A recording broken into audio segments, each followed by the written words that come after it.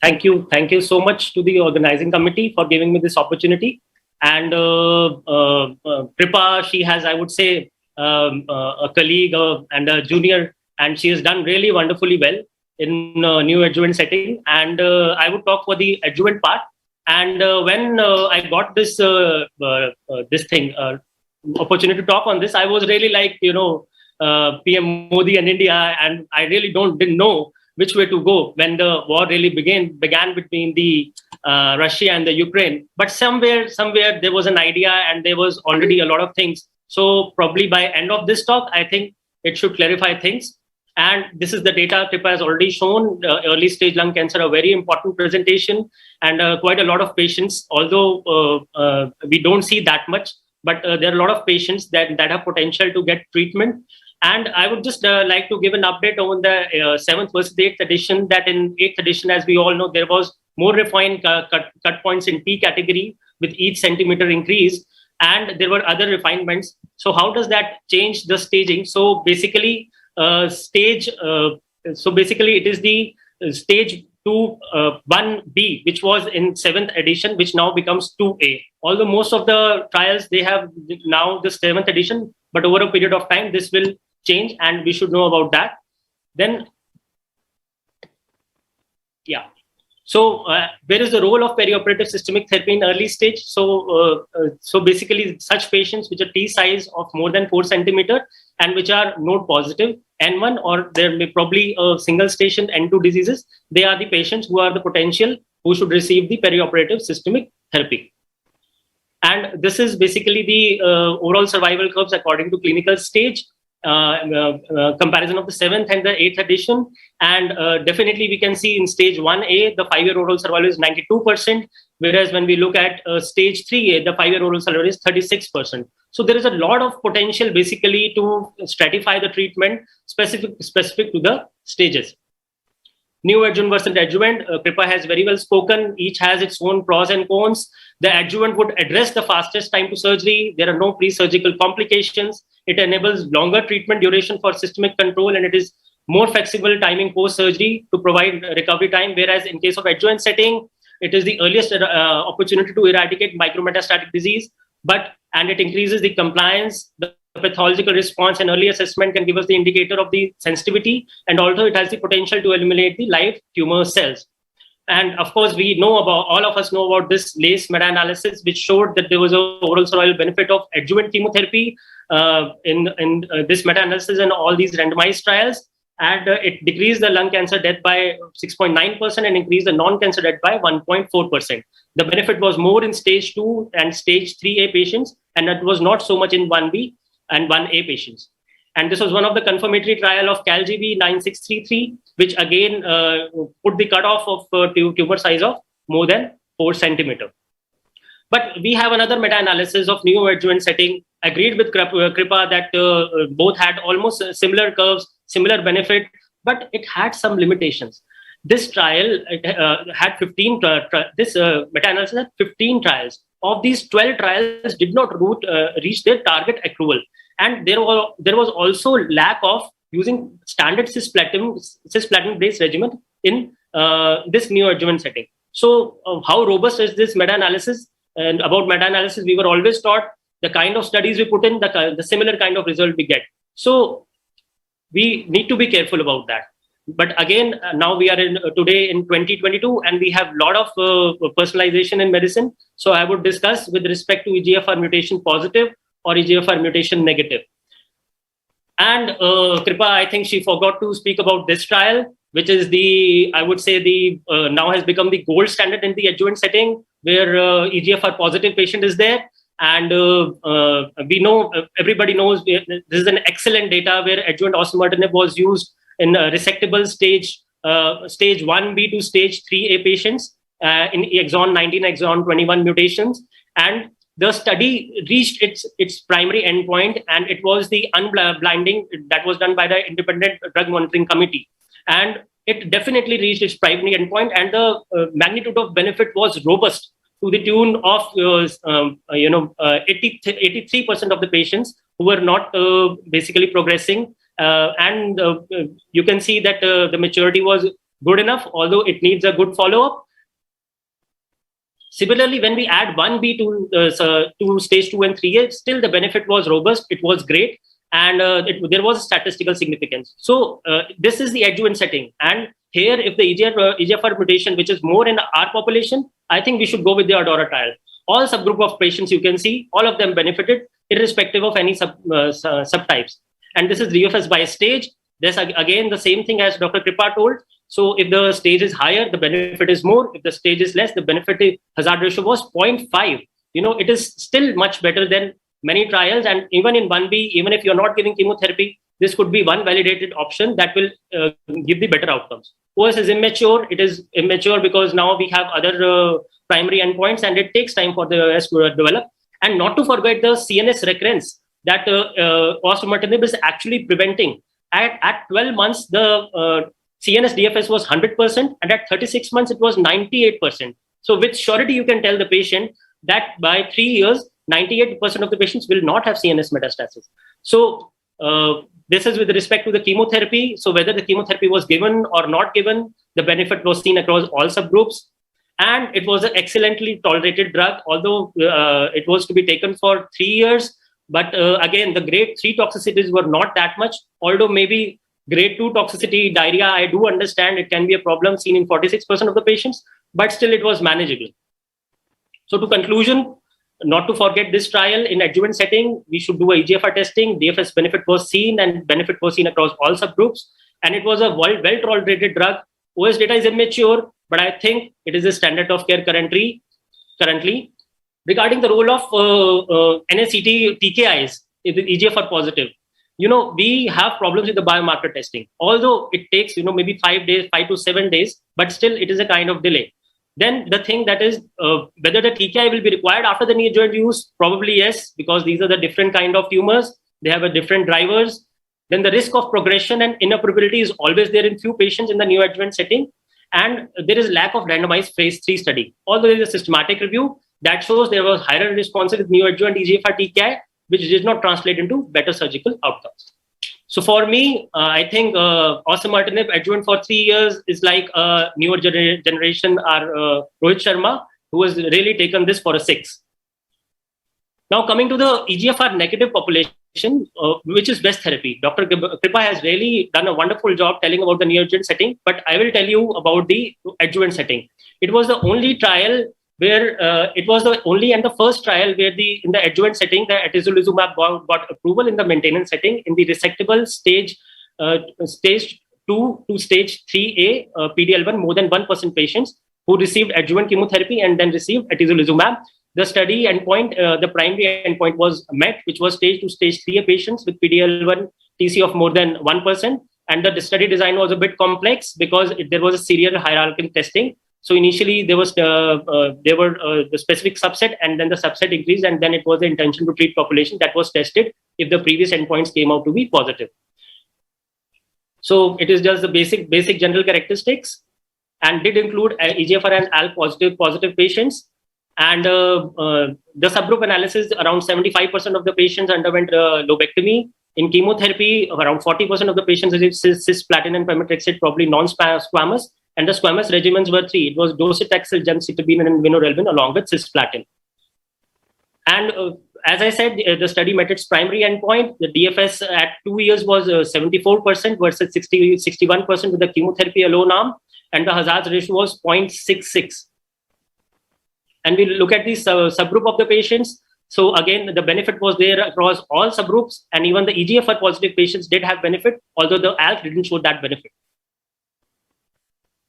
Similarly, when we look at the treatment that were given, so the benefit was seen along all subgroup patients, irrespective of the surgeries, which was more so with patients who had lobectomy. Among chemotherapies, very important, the benefit was seen along across all chemotherapies except for gemcitabine and cisplatin, and probably that should be the one that should be avoided. The best benefit was seen with vinorelbine cisplatin, and in non-squamous, there is always pemetrexed cisplatin. So this was the DFS in the, again, the same thing showing the benefit was there across all subgroups in the Biden variety. And with respect to the PD-L1 status, so when the PD-L1 status was more than 50%, the benefit was maximum and the hazard ratio was 0.43. So based on this, it also got approval in Europe in adjuvant setting when the PD-L1 was more than 50% in resectable stage 2 and 3A early stage lung cancer patients. And again, the similar benefits seen with respect to the surgeries and the docetaxel cisplatin in the all randomized patients, irrespective of the PD-L1. This is the intention to treat population. It did not reach, and the OS was immature, and it was relatively well tolerated. So definitely, I agree that the treatment discontinuations were there. But again, there is no risk of disease progression that we see in patients that I will subsequently talk about in the neoadjuvant trial. And this is the relapse pattern. We can see the relapse pattern was more or less same. Rather, the loco-regional relapses were more when the atezolizumab was considered compared with the best supportive care. So this tells us that this is actually acting systemically, and it reduces the incidence of systemic relapses. So to conclude, this trial had a DFS benefit in stage 2A, stage 2 and stage 3, stage 2A, stage 2 to stage 3 PD-L1 more than 1%, and stage 2 and 3 all comers, the benefit was seen. Higher benefit in PD-L1 more than 50%. If the patient is EGFR mutation positive, I think the magnitude of benefit was not that much. I would consider ADAURA and osimertinib. Finances are an issue, and finances were an issue when initially the trastuzumab was launched and imatinib was launched. But over a period of time, I expect that the finances should come down and it should become affordable to the patients. So it has FDA approval in PD-L1 more than 1%, stage 2 and 3A, and it also has a European approval in 2 and 3A, PD-L1 more than 50%, EGFR ALK negative. Next trial, again, this is a pembrolizumab. It is a similar kind of study where the pembrolizumab was used in the maintenance setting. And the baseline characteristics were all well balanced, and around 14% of the patients didn't take chemotherapy at the baseline. And again, the study met its primary endpoint where the DFS was seen in the overall population, the hazard on stage 2 and 3 patients, hazard ratio of 0.76, and the statistically significant. And when we see in TPS more than 50%, here the benefit was not seen, contrary to the benefit seen in the previous trial. And when we look at the disease-free survival, it was again seen across all subgroup of patients. And again, the OS data was not mature to see. So again, pembrolizumab, not that great data, no yet approvals, but it may be an option where we do a PD-L1 testing and by SP263 to look for atezolizumab maintenance, but that comes out to be negative. Pembrolizumab adjuvant may be an option because it showed the DFS benefit in all comers. So adjuvant, as I told, it allows the fastest time to recovery, longer treatment duration for systemic control, although it comes at a financial toxicity. I do agree with that. So over a period of time, initially when had only chemotherapy, the two-year DFS came to the tune of 61%. With ADAURA, the two-year DFS came to the tune of 89%. And with IM power 010, the two-year DFS came to the tune of 75%. And these are the ongoing studies where they are testing various other trials, and ANVIL where nivolumab is tested, durvalumab is under test, and Alchemist, I think most of the oncologists are waiting eagerly for this trial where it will address various questions. One of them will be whether concurrent pembrolizumab followed by pembrolizumab versus sequential pembrolizumab versus observation alone. So let us understand, we have talked a lot about NSCT, but we should understand where is the actual need for NSCT. Is it required in all patients? Do we need to put all patients at risk of progression of disease? Well, the actual indications for NSCT are where the disease is potentially resectable, where there is a N2 disease or a mediastinal node disease, where we think that the surgery will not be complete. And similarly is when there is a local invasion is high, where the T4 is there, where there is invasion of the chest wall or superior sulcus with N1 nodal involvement, or if the patient is not fit to undergo surgery. So these are the main indications for NSCT. So coming on to CheckMate 816, you have already blown the trumpet of 816, Dr. Kripa. Wonderful trial, nothing against it. I would again go with this trial, but only, as you said, it would benefit the patients who were N2 disease, because there we actually faced the real problem. It had a great PAT CR rates of 24%, and it is approved by the FDA. So study design, I will not repeat again. But I would like to bring your attention to this place where around 16% of the patients were there who were not able to undergo surgery, whether it was due to disease progression, it was due to adverse events, or due to other things. If the patient is resectable, if it is stage 1B, stage 2, why would you like to pose a risk of progression and making the patient incurable by not there is almost 1 in 6, 1 in 7 chances that the patient may not undergo surgery. And here again, a wonderful trial. The patients who had a PATH CR rate, they had a wonderful control of the disease. This is a correlation with the event-free survival. But those patients who didn't have PATH CR rates, their 2-year event-free survival was even 58%.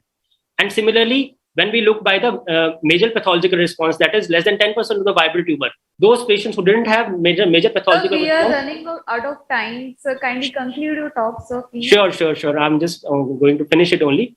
So if you compare this with the IM power 010, so again here if you see at 2 years it reached 74% versus comparable arm. So when the patient is not responding to the neoadjuvant chemotherapy, the outcomes are definitely inferior. That is the point I just want to make. So those patients who had PATH CR or major PATH CR, they were doing better. Whereas those patients who didn't achieve these outcomes, they had definitely inferior outcomes when we have indirect comparison with adjuvant atezolizumab. So to conclude, again, 16% surgery is cancelled. Maybe role of biomarker testing so that we are able to monitor better surgical outcomes. It is a good option in advanced stage, maybe T4 and N2 disease. But again, we need more data. Then Nadeem trial, as Dr. Kripa has already told, I would just say it achieved the PATH CR rate of 63%, whereas the Checkmate 816 achieved a PATH CR rate of 24%. Why so much of difference? Probably a small trial, small number. That could be one main reason that I could find. And these are all neoadjuvant trials already ongoing. So there are various data that are pending for each of the trials. ADAURA OS data is anyway awaited for any of these trials, and it will take some time so that we can conclusively see. And NCCN recommends both the options, neoadjuvant systemic therapy and adjuvant systemic therapy, osimertinib and atezolizumab. So to conclude, I think there is absence of direct comparison. Both are valid options for a different subset of patients, potentially resectable or questionable fitness. We should go for neoadjuvant. Who had undergone resection and negative margins and have adequate fitness, they should undergo adjuvant chemotherapy. So with this, I think so many months after the war, India has its stand, and the world is clear as where the India stands on which sides. So we are actually with both the sides, but it depends on the options and the choices that we make. Thank you. Dr. Kripa, 30 seconds if you want to reply. Dr. Mudali boasted a lot about osimertinib and like downtrended like NACT TKI, but you say I'm going to come up with new ADAURA trials soon, as well as your CTONG trial is a negative trial without any OS benefit. So is the data you mentioned regarding first gen TKI, but I'm going to come with new ADAURA trial. And also regarding IM power 010 as well as Keynote 091 trial, what you spoke, there's a lot of financial toxicity, not just immunotherapy toxicity. See, just 3 cycles of nivolumab is going to give a very good benefit. And a lot of tailoring of treatment can happen. That's a way in future regarding the lung cancer management. So IM power 010 as well as Keynote 091, the hazard ratio 066, again updated to 0.79. So not so significant, like not expected to be so significant. We will meet again with the new ADAURA trial as well as OS data of IM power 010 as well as Keynote. Can you tell me why in Keynote trial, more than 50% of PD-L1 population didn't get any benefit, like not much benefit, in spite of giving 1 year of pembrolizumab, which is like lakhs of money? Can you explain that? And what's your rebuttal regarding my comments? Definitely. Great comments. So Dr. Kripa, so one thing, you have a positive data in atezolizumab, right? And you have a negative data in pembrolizumab. And that has been proven to be a statistically significant. These drugs, although more or less they are different drugs, although ultimate outcome they have similar, that is they are boosting the immunity. So we know in which subset of patients which drug to use, right? There may not be explanations for a lot of things. Why was the overall response rate to the tune of 68% in Nadeem and not so in the other 816? Can you explain me that? So the biological reasoning may not be there, but at least we have the statistical reasoning in front of us, and that is how we take things forward and offer to our patients. Regarding the CTONG trial, saw the PFS benefit did not extrapolate to the OS benefit. In osimertinib, we do not have the OS benefit right now, but looking at the magnitude of benefit, you cannot deprive the patients with such a great magnitude. You can offer that, and it has approvals for it. I think it is valid option, and there is no confusion about that. And definitely, the first or second generation TKIs may be used in patients who are basically not fit enough for chemotherapy. Thank you, Mridul. So I think so. This debate was primarily for the students, and I hope students, they have not gone away. Huh? They are around. Good. What have you learned? What? Take a mic. So new adjuvant, when what? Take a mic.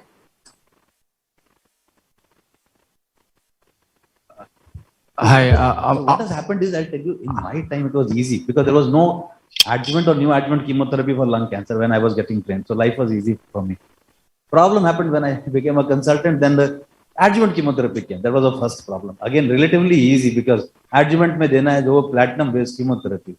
Your life is tougher. Now you have immunotherapy. Now you have Dr. Kripa told and Dr. Mridul that you have a targeted therapy. Many more of them. Now it is a trouble. So maybe let's see.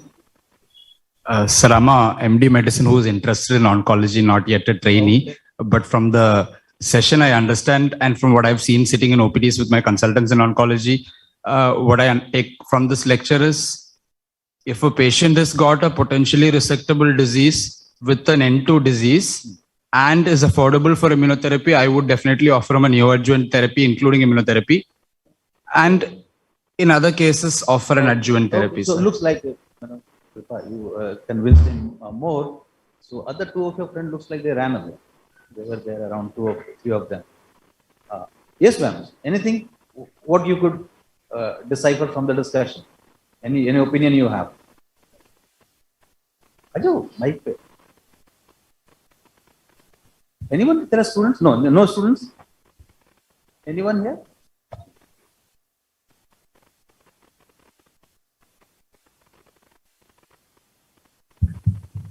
Sir, what I understood a bit of it is that neoadjuvant I'm getting convinced with. If the patient qualifies for the therapy, they are affording for the same.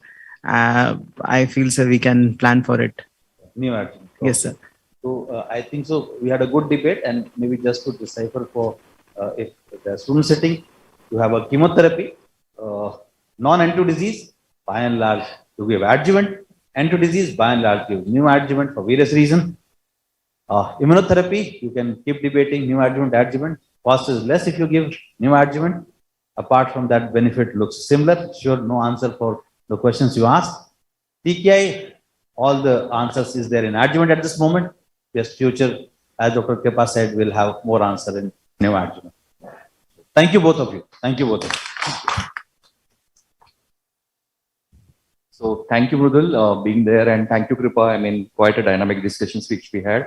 Now I just would like to invite Dr. Nikhil Kalyani, consultant radiation oncology at Jaslok Hospital, Mumbai.